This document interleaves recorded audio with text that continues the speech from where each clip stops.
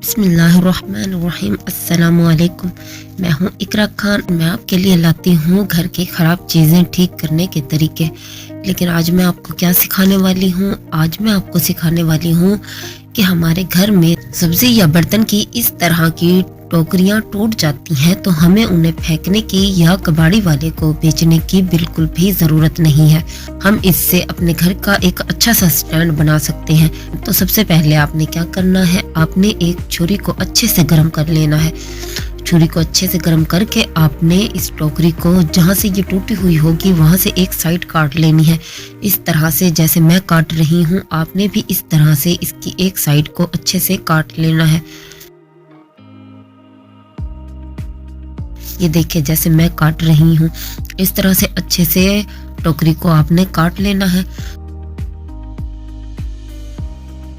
काट लेने के बाद आपने कोई भी रेक्सीन या पैनोफ्लेक्स इस टोकरी के मुताबिक काट लेनी है और टोकरी के अंदर उसे अच्छे से फिट कर देना है, इस तरह से जैसे कि मैंने फिट किया है।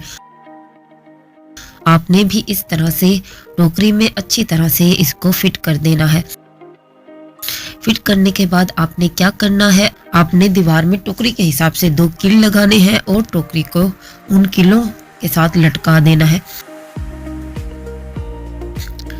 ये देखिए जिस तरह से मैंने लटकाई है। अब आप इसमें चाहे अपने नमक मिसालों के डब्बे रखें, चाहे बर्तन रखें, चाहे कप वगैरह रखें, ये गिरेगी भी नहीं और एक मजबूत आपका स्टैंड बन चुका है।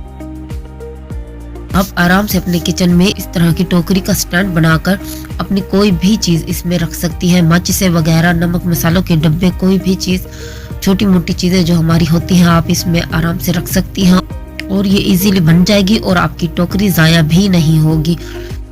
और अगर आप इस टोकरी का स्टैंड बनाना चाहते हैं बर्तन रखने वाला, तो आप ऐसी 3-4 टोकरियाँ काट के एक के ऊपर एक को रख के गोंद से या किसी भी चीज़ से चिपका दें। चिपकाने के बाद आप उसका भी बर्तनों वाला स्टैंड बना सकती हैं और उसे किचन में कहीं भी एक साइड पे रख सकती हैं।